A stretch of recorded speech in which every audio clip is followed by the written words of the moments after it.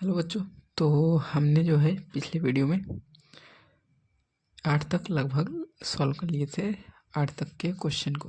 Okay, तो पहली बात कक्षा 10 का है, गणित है और चैप्टर 9 है, प्रश्नावली 9.1 ही होगा और त्रिकोणमिति का है क्वेश्चन। तो देखिए 9वां क्वेश्चन है, 2 क्वेश्चन सॉल्व करेंगे इसमें छोटा सा।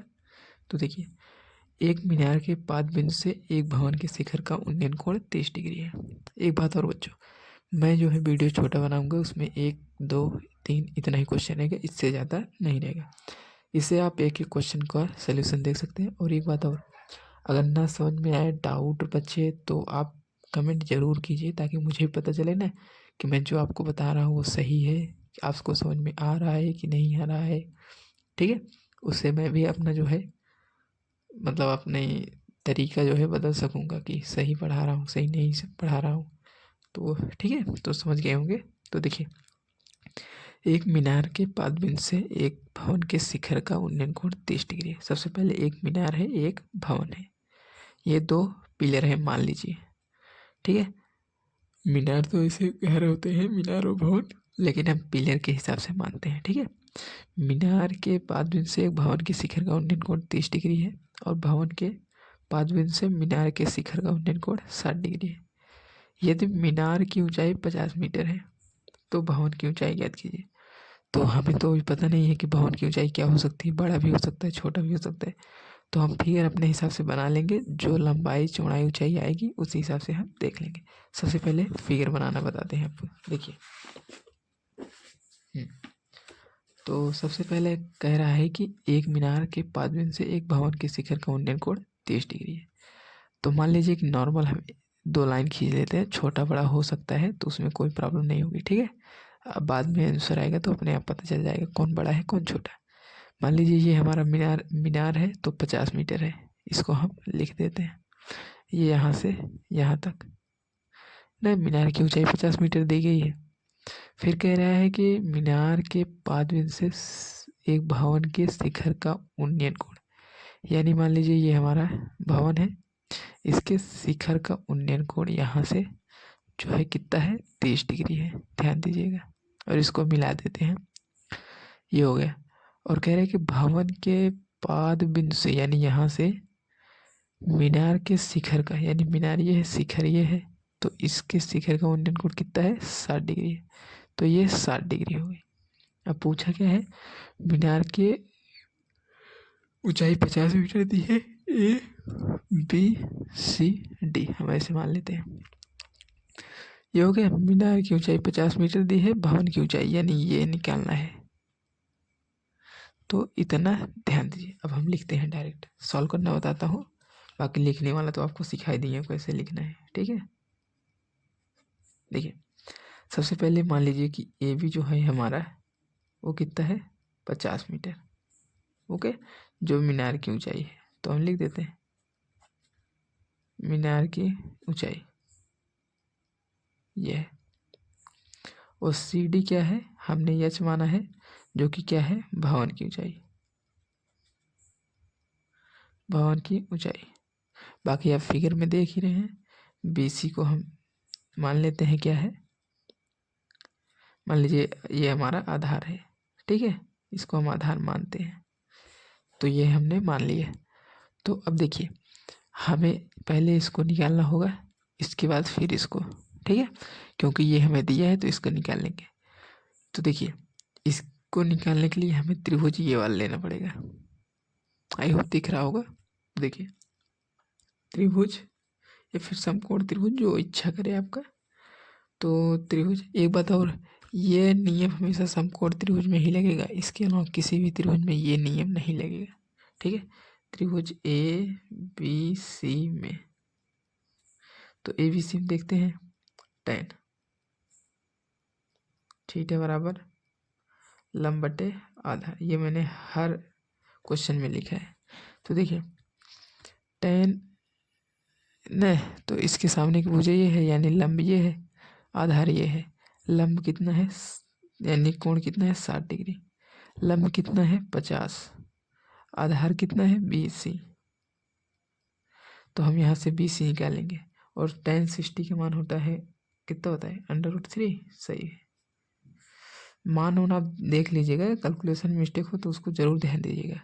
अब देखिए BC को इधर और इधर, तो BC बराबर 50 √3 इतना आ गया। इसको चाहे आप इधर इतना ही रखिए या फिर इतना ही रहने दीजिए मीटर। ये BC आ गया, ठीक है। अभी हमें निकालना है H यानी DC। तो देखिए अब लेंगे हम त्रिभुज, इसको 0.1 इसको 0.2, त्रिभुज ये वाला दिख रहा है फिगर ये, ठीक है। इसको तो त्रिभुज BCD में, तो BCD में लेते हैं tan, क्योंकि लंब बटे आधार, लंब आधार इसमें भी लेना है तो हम tan ही लेंगे। tan 30 डिग्री बराबर लंब कितना है H यानी DC, आधार कितना है BC। अब सारा मान रख देते हैं। tan 30 का मान होता है 1/√3, H हमें निकालना ही है। BC कितना दिया है 50 और √3 ऐसे, ठीक है।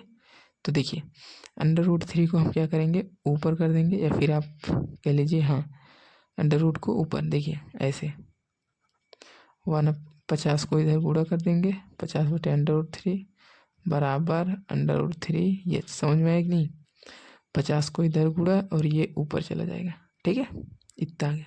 अब H को वहीं रखते हैं, इधर इसको इधर मल्टीप्लाई, तो H अगर वहीं रहेगा, ये √3 इधर आएगा तो 50 और ये 3।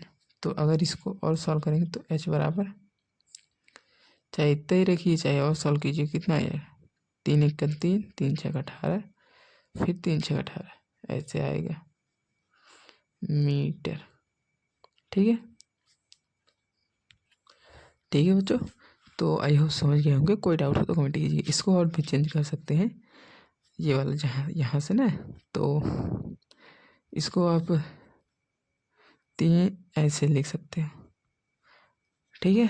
क्योंकि 16 × 3 = 48, 48 × 2 = 50, 50/3। तो हमारा ऊपर देखिए भवन की ऊंचाई क्या आ गई 16 सही 2/3 मीटर।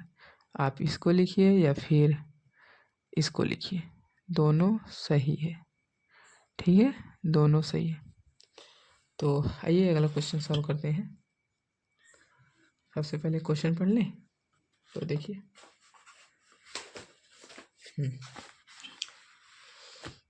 एक सेकेंड। अब देखिए क्वेश्चन, एक 80 मीटर चौड़ी सड़क, मान लीजिए 80 मीटर चौड़ी सड़क है कि दोनों ओर आमने सामने समान लंबाई वाली, यानी दोनों का लंबाई बराबर है।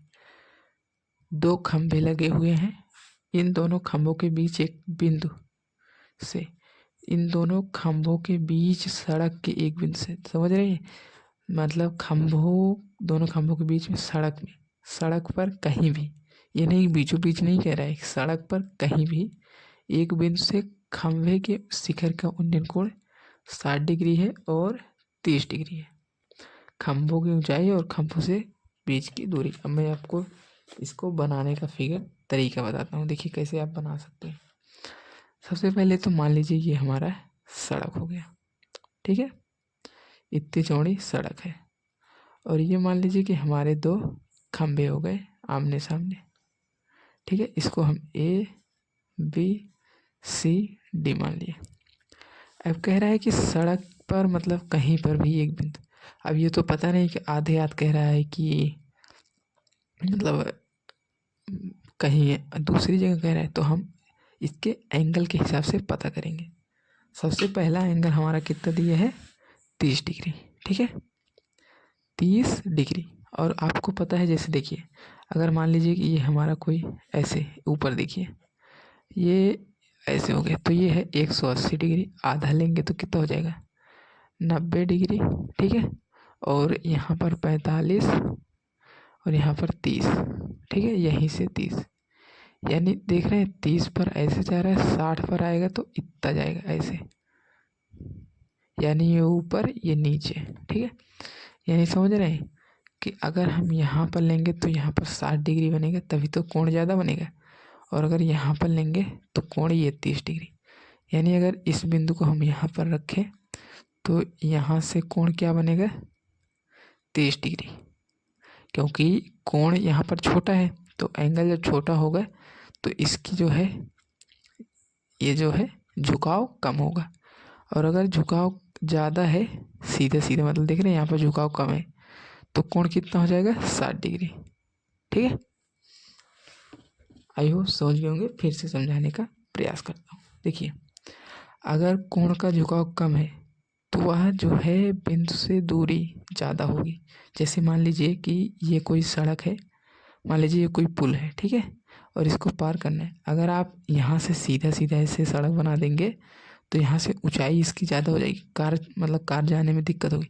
लेकिन अगर इसका एंगल थोड़ा बढ़ा देंगे, ऐसे ऐसे देखिए, ऐसे कर देंगे तो यहाँ से कार आराम से जाएगी।